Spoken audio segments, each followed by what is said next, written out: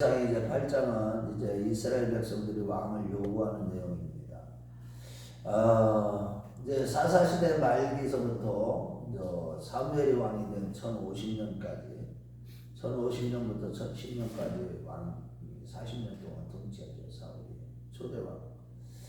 이제 그때까지 그 사울이 왕이 되기까지 사사시대 말기서부터 사무엘을 통해서 이제 이스라엘의 신앙이 회복되고 정치적으로도 이제 안정되고 주변 나라들이 감히 특히 블레셋이 이스라엘을 괴롭히는 게 없는 평안한 가운데 지냈을 때 또 새로운 국면을 맞이하게 되는데, 그것은 다른 것이 아니라 이제 사무엘이 점점 나이가 들어서 이제 늙어가고 있었고, 그 다음에 사무엘이 그 아들들 사사를 세운 그 아들들이 두 아들에게 사사를 세웠는데, 그들이 하나님 앞에서 올바로 판결을 내리지도 않고 불의하게 판결을 내리며, 하나님 보시기에 또한 이스라엘 백성들이 보아도 참 이게 좀 위기의식을 느낄 수밖에 없는, 이 나라가 또 이거 위기에 빠질 수밖에 없다, 이런 위기의식을 느끼다 보니까 이제 4절부터 5절의 말씀을 보면 이제 사무엘에게 찾아와서 우리에게도 다른 나라들처럼 왕을 세우게 하소서, 왕을 요구한 거예요.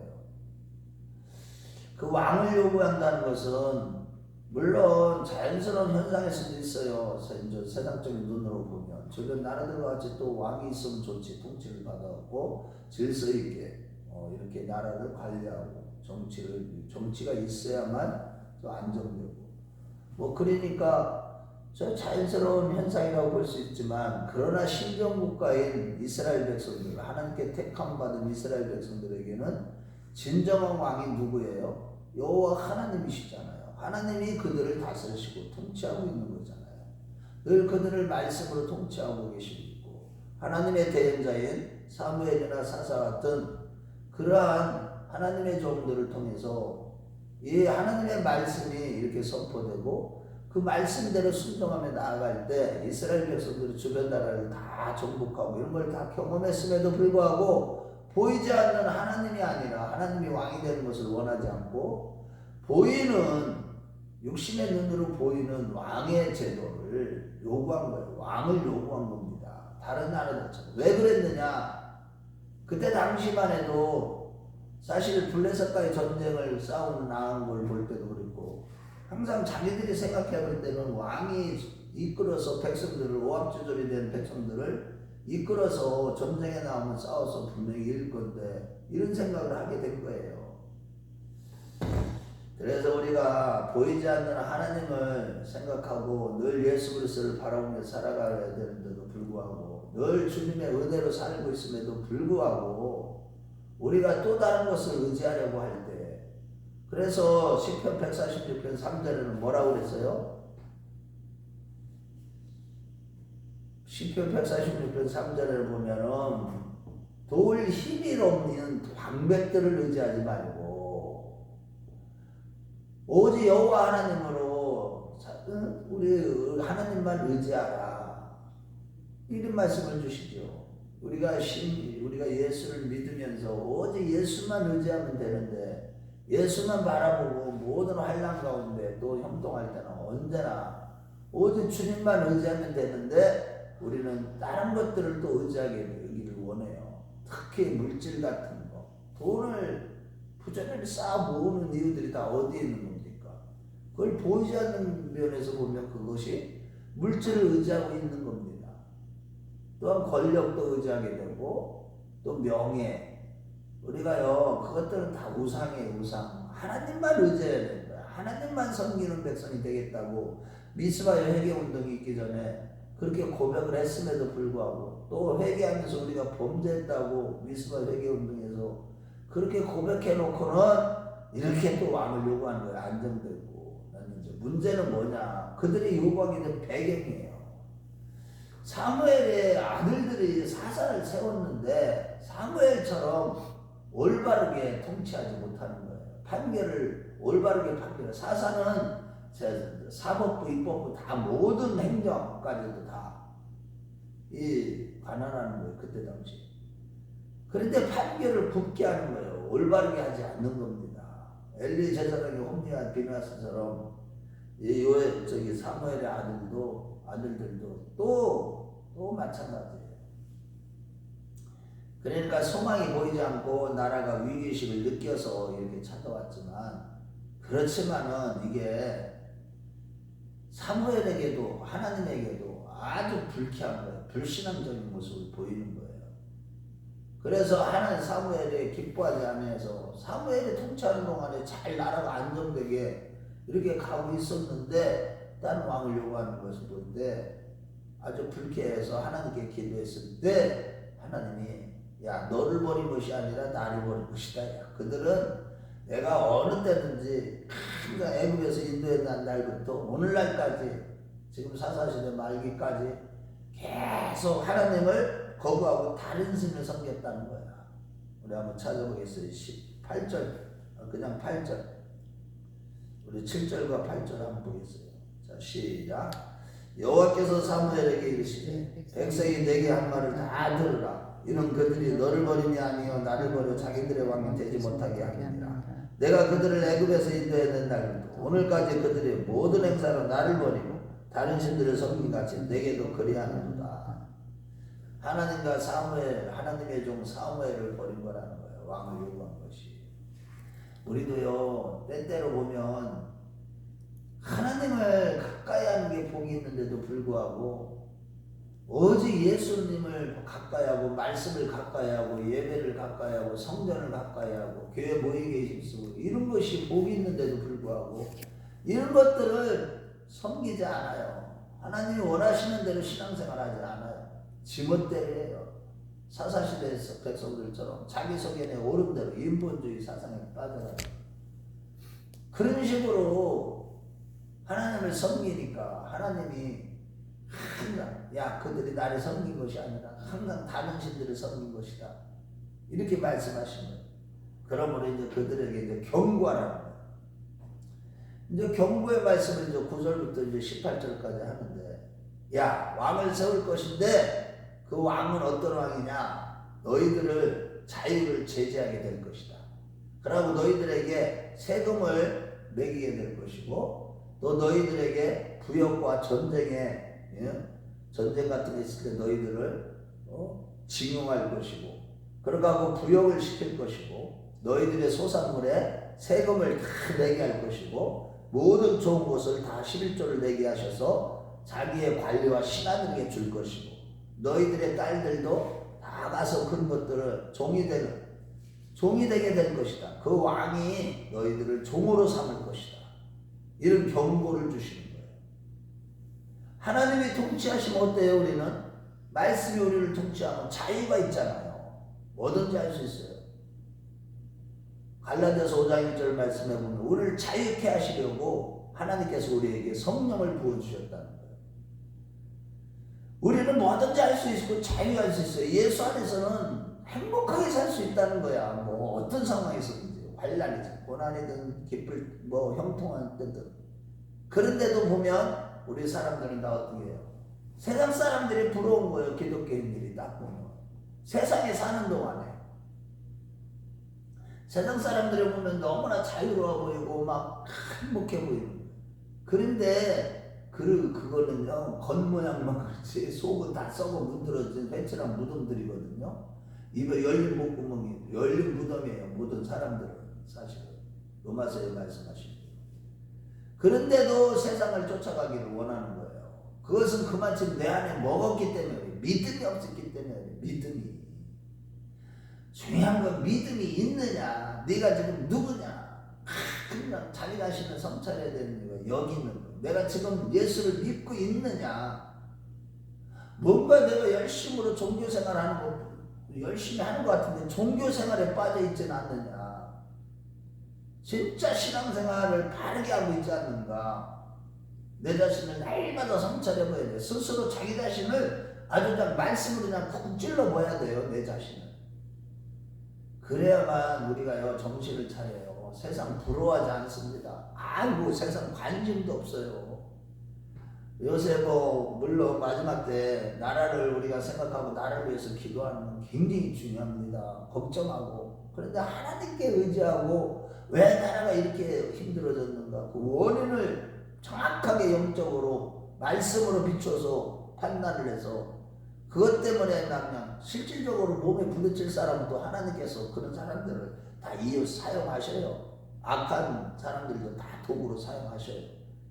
우리는 하나님과의 관계가 어떠냐? 날마다 있는 걸 생각을 해야 돼. 이스라엘 백성들처럼 보세요. 겉으로는 하나님을 잘 섬기는 것 같지만 마음 중심으로는 지금 하나님을 거절하고 있는 것인데도 그들은 이런 경고를 주어도 하나님의 종을 통해서 경고를 주어도 여호와의 말씀이 이러하다 하면서 하나님의 말씀으로 경고를 해도 또 뭐를 구하는 거예요?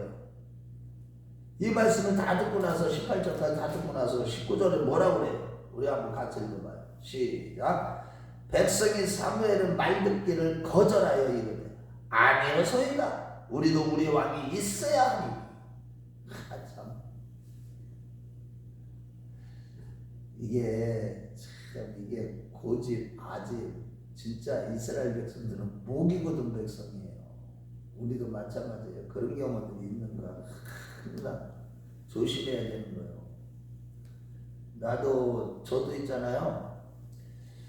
때때로 사람들을 통해서 저에게 경고의 말씀을 이렇게 올려주실 때도 있고, 나는 항상 그것이 옳다고 이렇게 생각을 했는데, 잘못된 게 있을 수 있어요, 없어요? 사람마다 다 있어요. 그래서 있잖아. 이게 남의 말을 잘 들을 줄도 알아야 돼. 나에게 아주 기분 나쁜 소리를 딱 할 때도 그런 것도 다시 한번 새겨봐야 돼요. 왜 하나님이 나에게 저런 소리를 하게 하셨을까? 저분이 왜 나한테 이런 일을 하게 하셨을까? 한번 기도하면서 생각을 해보는 거야. 진짜 내가 그런 부분이 있는 거 아닌가? 기분만 나빠할 게 아니에요. 감정에 따라 움직이면 안 돼. 때로는 내 감정을 기분 상하게 하는 소리를 해도 이번 사건을 통해서도 이번에 예배 결혼 예식을 통해서도 왜 저런 기도를 하게 할까? 왜 나한테 이런 참 진짜 그 분위기를 전체를 하나님이 다 운행해 가시는데 저런 악한 사람의도 자기 영적인 상태가 잘못돼서 그런 거지만은 왜 저는 이거를 갖다가 화를 복으로 바꿀 줄을 알아야 되고 그것을 나에게 한번 적용을 시켜봐야 돼. 그런 모습이 있지 않는가. 그래가지고 우리는요 항상 이게 자기 자신을 자꾸 변화시키려고 노력을 해야지. 내가 아는 거, 내가 이렇게 생각하는 거, 이거는 분명히 맞아. 아니요, 아니더랍니다. 저도 몰랐던 부분들이 있잖아요. 요번에 이렇게 제가 예식을 올리면서 많은 것을 제 자신이요 지금 적용시키려고 몸부림쳐요. 하나님이 새롭게 목회를 하신다고 하셨는데 새롭게 하려면 내가 변해야 되거든요. 내가 잘못된 부분이 있으면 변해야 되거든요. 내가 옳다고 생각했는데 아닐 수도 있다는 것을 제가 생각을 하기 시작했어요. 그러니까 우리가요 마찬가지예요. 누구나 마찬가지예요. 이거는 네. 우리 자신이요 남들에게 쓴소리도 들을 줄 알아야지 그 사람이 지혜로운 사람인지 맨날 말하기만 빨리 하고 듣기는 더디하고 그냥 쓴소리는 안 들으려고 하고 다른 사람 정죄나 하려고 나를 미워하는 사람은 그렇게 나를 막 쓴소리하면 미워하기만 하지. 그러면 안 돼. 이거는 죄만 짓는 거예요. 항상 하나님이 그 다윗에게 그랬잖아요. 다윗이 압살롬에게 피신해서 갈 때 욕을 듣게 했죠. 누구? 시므이. 이 누구지? 이름이 갑자기 생각이 안 나. 사울의 가족 시므이. 시므이의 그 비판하는 소리를 듣게 하시는데 다윗이 어떻게 받아들여요? 시므이를 통해서 나를 책망한 것인지 어떻게 알겠느냐. 그래갖고 군사들이 그냥 왕 장관들이 저거 때려잡아 죽일까요? 그러니까 하지 말아라 그렇게 하시잖아. 이게요 참 감사해요. 나중에 어쨌든 그 시므이 그 정의에 대해서 그 솔로몬한테 왕이 계승할 때 다윗이 그 얘기는 하지만은 어찌됐든 간에 우리가 항상 이런 왕이 특히 사무엘이 이렇게 하나님의 말씀으로 경고하는데도 안 듣잖아. 백성이 사무엘의 말 듣기를 거절했대잖아. 그 결과가 이제 나중에 이제 심판에 그 왕을 통해서 심판의 도구로 쓰임 받는 그런 차원에서 하나님이 허락을 하라고 하는 겁니다. 그래서 왕정제도가 이제 시작되는데 여기에는 있잖아요. 두 가지 의미가 함축됐어요. 우리 하나님은요 모든 악도 선으로 다 바꾸시는 분이에요. 그래서 그들을 심판하는 동시에 이게 왕정제도가 있게 될 거에 대해서 신명기 17장이 이미 왕을 하나님의 구속의 경륜과 섭리 안에서 이미 하나님의 계획 속에 들어 있었어요. 하나님을 대리하는 선한 왕을 세워서 이 하나님 나라를 세우실 거에 대해서. 그래서 왕을 어떻게 선택을 해야 되고, 그러고 왕을 선택할 때 그때 왕의 그 규례가 어떤 것인지 우리 17장 신명기 17장 14절에서 16절을 먼저 보고 얘기 말씀드리고 봅시다. 결론 내려봅시다. 신명기 17장을 한번 봐봐요. 이미 모세를 통해서 이스라엘 백성들을 하나님이 왕을 세워서 통치할 것에 대해서 계획을 갖고 계셨어요, 사실은. 자, 17장 14절부터 16절 시작. 내가 내 하나님 여호와께서 내게 주시는 땅에 이르러 그 땅을 차지하고 거주할 때 만일 우리도 우리 주위의 모든 민족들 같이 우리의 왕을 세워야겠다는 생각이 나거든 반드시 내 하나님 여호와께서 택하신 자를 내 위에 왕으로 세울 것이며 내 위에 왕을 세우려면 그 내 형제 중에서 한 사람을 할 것이요 내 형제 아닌 타국인을 내 위에 세우지 말 것이며 그는 병마를 많이 두지 말 것이요 병마를 많이 얻으려고 그 백성을 애굽으로 돌아가게 하지 말 것이니 이는 여호와께서 너희에게 이르시기를 너희가 이후에는 그 길로 다시 돌아가지 말 것이라 하셨습니다. 이게 보면 하나님은 이미 그것을 과거의 미래를 다 보시는 영원하신 하나님이시니까 시공간을 다 초월하신 하나님이니까 이걸 다 보고 하시는 말씀이지만 이미 계획 안에 들어있었어요. 어찌됐든 이러면서도 하나님의 구속의 경륜을 성취해 가시는 그 두 가지를 한꺼번에 다 이루시잖아요. 이스라엘 백성들을 심판하시는 동시에 하나님의 뜻과 계획은 또 그대로 진행되어 가는 이런 역사를 보게 됩니다. 그래서 결론적으로 이게 우리가 세속의 방법대로 우리에게 왕을 세워. 그리고 오늘날도 마찬가지예요. 교회 안에 보면 인본주의 사상이 다 들어오고 세속의 방법을 다 들어서 어쨌든 교회만 성장하면 된다는 식으로 이렇게 오늘날 교회들이 타락해 가고 있는 것 때문에 지금 교회가 영적으로 쇠퇴해져 가고 결국은 교회들이 점점 쇠약해져 가는 거예요. 그 원인은 어디 있느냐? 다른 거 아니에요. 오직 하나님만을 섬기고 말씀만 있으면 충분한데도 불구하고 말씀에 다른 것으로 가지고 그냥 뭐 심리학도 받아들이고 무엇도 받아들이고 무엇도 받아들이고 AI 의식도 받아들이고 AI 설교들이 요새 엄청나고요. AI 상담학 같은 것도 막 받아들이고 그래서 어쨌든 교회만 성장하면 된다는 거예요. 그래서 지금요 교회들이 다 세속화되고 원인이 어디에 있느냐? 이 하나님 말씀을 떠나서 인본주의 방식으로 끌어들이는 거예요. 세속의 방법대로. 그래서 한국 교회도 전 세계 교회도 쇠약해져 가는 거예요. 마지막 때 음조된 교회들이 다 돼버리는 겁니다. 우리가 그래서 항상 말씀만 붙들고 오직 하나님만을 섬기는 저 여러분들 다 되시길 주의 이름으로 축원합니다.